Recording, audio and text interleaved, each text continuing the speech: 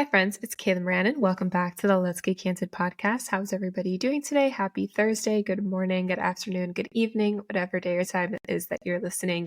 So happy to be back on the mic with you guys. I hope you're all having a good week and good last week of October. Happy Halloween if you're listening on Halloween. I cannot believe it's already the end of the year, but I'm a fall baby. You guys know that. I'm really looking forward to November. And it's actually the only month this year that I have not had a trip planned. There's potential ones in the works, but right now there will be no traveling, and I'm actually really looking forward to that. Yesterday, my grandma asked me where I've been and what I've been up to because she hasn't seen me in like a week, and I love that. I love that I'm always somewhere and that there's so many cool things going on, but I miss being home and I miss my family. So I'm really looking forward to slowing down a little bit and being more present. And I actually realized that because I was traveling so much and I've been so focused on work for the last few months that I haven't really had a social life and I haven't really been there for my friends as much as I would have liked to be and I should have been. And I realized that because I've been going through a little bit of something the last few days where I didn't feel like I could reach out to people because I hadn't been there for them in the past. And it was a good reminder to me of showing up for your people no matter what. And you don't know what people are struggling with. And even if it's just a hi or a check-in, it means a lot. So I made a point the last few days to be there for my friends and just send a quick message. And if they were open and receptive to being there for me, then I welcomed it. But if they weren't, I just wanted them to know that I was thinking about them. And it's a good exercise to do going into the holidays too. This time of year can be a little hard for people spending more time with their families if they don't have the best relationship with family, or traveling a lot to see everybody. It could just be a really chaotic time of year.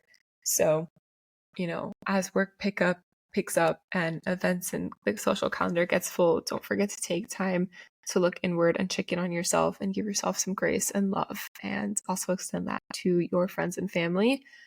And also with the holidays, I really wanted to have this episode. So when Melissa Batista, the founder of Mela, reached out to me, I was so excited because they are all about letting go of body shame and learning to love yourself and, women's empowerment and women,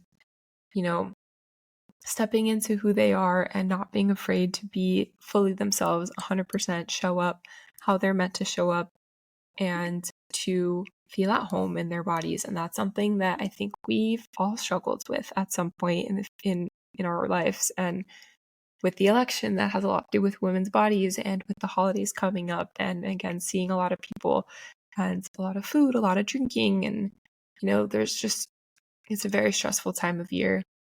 I wanted to have this conversation going into it to remind you all to, listen to yourself and listen to your intuition. We talk a lot about intuition in this episode. We talk a lot about mindset in this episode. And those are some things I've been really struggling to tap into myself lately.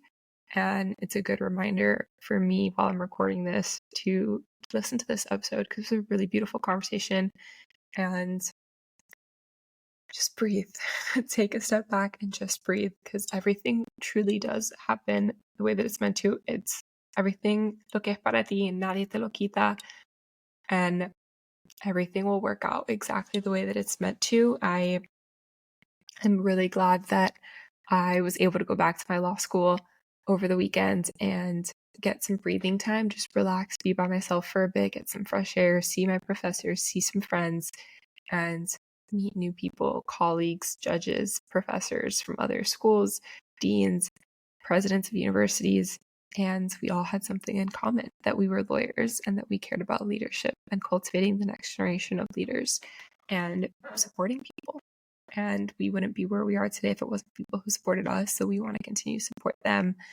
And I had so many incredible takeaways from that conversation that I did a whole newsletter on it. Go check that out. Follow my newsletter, subscribe so you don't miss out on anything. Check me out on LinkedIn too. But all of these incredible conversations that I'm having just remind me of how important it is to to connect with people and to give back to people. And I'm glad that I have this platform and opportunity to do it. And just, reminding me to be a little bit more intentional about productivity and productive rest. And so that's why I'm having a coffee at 3 o'clock in the afternoon, is because I have a lot to do today. But I took a slow morning because I really just needed some time for myself. But I'm excited to go to a Heat game tonight with my cousin, get some girl time in, and check in on my friends. I have one friend that's having a major surgery today. I have other friends that are going through school applications for grad school, job promotions, big things. We're all going through really major change in our lives. That's just the season that we're in.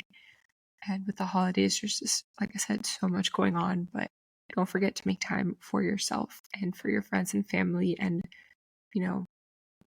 feed the village that has fed you, and lend a helping hand. And first and foremost, and always, just be honest with yourself and listen to yourself, your intuition, because it's within you and you have the power to really make this life what you want it to be. And we don't have to worry so much about what everyone else says and the noise. It's really easy to get caught up in that. But I think this episode really just affirmed that for me, that we're all on our own path. We're all on our own timeline. Everything happens how it's meant to. And that's the whole point of Mela. It's not just body image and being free from body shame. It's empowerment and giving women the tools to love themselves and have a community. And I'm really glad that Melissa reached out to me. We've talked a little bit about body image on the podcast before, a couple episodes like last year with Jackie Shames, and at the very, very beginning with Molly Kate. But I hadn't had this conversation in quite a while. And, I think it was a really timely one. So I hope you guys like this episode. If you do, please leave a rating and review. Please subscribe to the show, share with a friend, tag us as you're listening. And I hope to see you guys all in an episode soon. Meet Melissa. So Melissa, what's something that people wouldn't know about you just from following you? Oh, I feel like one thing that people wouldn't know about me is that I'm a big foodie. I love food. I love how food can just bring people together, the culture behind food. I love chocolate, obsessed with chocolate. And I feel like most people, if they see like me at like a wellness brand and your body and everything, they just think that I have like a very strict lifestyle or something like that. But honestly, I'm all about making sure that whatever lifestyle changes you're making, they're actually sustainable and that you're still able to enjoy your life no matter what season you're in. So yeah. Yeah, I love that. I think it's really important. I'm glad you brought this up, because there's so many don't eat this is bad for you, or don't do that. It's everything is fine in moderation, and the whole thing is there is no one size fits all. There is no one way of doing things. The whole point of all the information you're getting is for you to make an educated, informed decision for you and your life and your body, your goals. These are all the different avenues that you could take. And it frustrates me when people are like, well, everyone does this, or I thought you were supposed to do that because that's how it's always been done. It's well, yeah, but rules are meant to be broken. It's okay to not, will it be harder? Sure. But it's about finding out, with everything that we're going to talk about, it's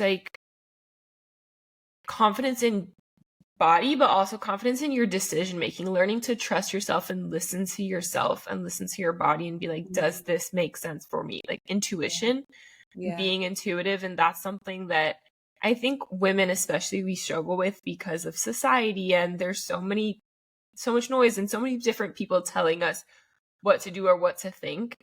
Our parents, it starts out at home with our parents, and then other kids at school and teachers, and then social media and TV and movies start coming in too. But I think it's so hard to go back to what do I want? What feels right to me? Yeah, I definitely want to agree with you on that, because I feel like you're right. In today's society, there's so many diets, there's so many fitness programs, so many plans, and everyone is trying to tell you, like, if you do this, you will get that.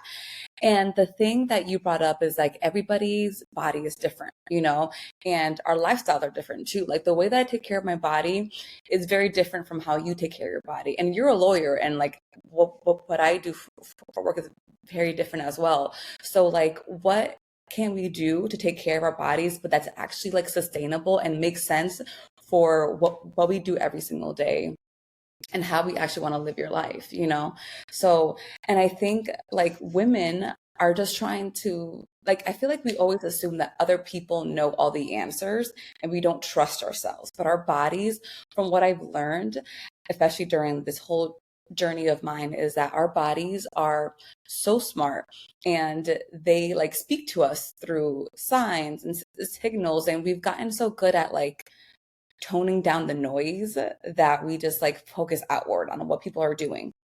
But our bodies are like our most intelligent. Like they will tell you like this food is not good for me, or you need to rest, or you need to slow down. Like it will tell you. And I think the hardest part is like getting back in touch with your intuition, like you said. Yeah. Especially when it comes to food. Like nowadays they're like, oh, you shouldn't eat dairy milk, or you should, Hmm. or oat milk is bad for you. And it's like, look, like at the end of the day, everything's bad for you. We're all gonna die. So like eat what you want. Eat what you want, drink what you want. It's funny. We have this conversation a lot in my house. Um, because I don't like dairy milk. I've never liked dairy milk, like the taste of it. It doesn't mean that it makes me sick at all. I was even as a child, I never drank like white milk. Yeah. Um, I would drink 2%, even as a 5-year-old, because I preferred the taste of it. Yeah. But even then, I still like, I mean, Nesquik is so bad for you, but I would put like the Nesquik in it because I needed flavor. I needed Mhm. something. I've never liked milk in general. And so I drink almond milk by choice, not because I'm intolerant to it or Mhm. because I'm vegan or vegetarian. Like, it's not that. I just prefer the taste of it. But that's something that I've always like laughed at because my brother now has developed a lactose intolerance. He's never Really? been, but as an Yeah. adult, now he is. So whatever he buys, like milk, and then he's like, "Oh, I really want a glass of milk, but like my stomach's gonna hurt." I'm like, "Just drink it. Like, take the lactate and drink it, or buy lactate-free milk. Like, it's really not that hard." And it's like we like demonize these things, and it's like, Mhm. no, like don't do it because somebody else is telling you. Like, do it because you want and what Right. makes you feel good. I remember yesterday I ordered coffee for a couple of people, and everyone was like, "What kind of milk do you want?" Like, like everybody's coffee order is so complicated. They're like, "No, just a cappuccino with whole milk." I was like, "Wow, that's so simple." And I was like, "You know what? In a cappuccino and coffee, I don't mind whole milk." So I was like, "Let's just keep it simple. 3 cappuccinos with whole milk." And I was like, "This is actually so good." And it's something that I would never order myself, but I was like, I just Yeah. don't want to be the one girl that's like really obnoxious and get something complicated. So I was like, I'll just Yeah. get the same thing. Um, but yeah, intuition is so hard. But to Mhm. go back, like you brought up your journey, like, and also for like different professions and also different ages and different lifestyles. I'm so Mhm. glad you brought that up. Like, walk me through like where you're at in life, like career wise, and like what really brought you to rediscovering this journey with being in tune with your body and body positivity and all of that. Yeah. Well, my background is in healthcare, so I am an occupational therapist by trade. So I still work like 2 days a week at like, an inpatient rehab hospital. And the whole purpose of that is helping people, you know, regain their function in life, basically. But I also have this wellness brand, which is called Mela, and it stands for Move, Empower, Love, Affirm. And it exists to help women live more intentional lives and also like cultivate a body that actually feels like home. So before then, I was always somebody that always struggled with body image, and I was the one that's always like looking at other people and being like, hey, what is she doing that she lost 10 pounds on that, let me go ahead and do that. Or I was trying like all the diet fads and all the exercises and nothing really stuck. And I was just like, I felt like I was just spending years like abusing my body, trying all these different things, never really like taking the time to like be still and like listen to what my body like needs and wants. And it got to a point that I was just so sick and tired of like constantly being I felt like I was like at war with my body. Like I was just like constantly trying to make it into something that it wasn't. And it wasn't until that I was just like, okay, I need to stop fighting against it and I need to like partner with it. And it wasn't until I started like, strengthen my relationship with God and my own self that I really realized that my body is not just what it looks like on the outside, but it's actually like the place that I get to experience the whole world around me, where I get to pursue my passions, where I get to help people in need, where I get to actually experience love and give love, and where I get to like be in touch with like nature and God and everything. And it wasn't until I appreciated my body for what it was that I began moving more intentionally, that I actually began like eating food that actually like were good for me, that gave me energy. Um, I stopped like restricting food in the sense that like I can never have chocolate, or I can never have fries or something. I started just like eating more intuitively and just eating like a little bit of everything, not really like restricting myself from anything like that, and just listening to what my body, what like how it was responding, and then just moving my body consistently, but not like in a way that I was punishing myself, but just through enjoyment, like actually just seeing what my body was capable of.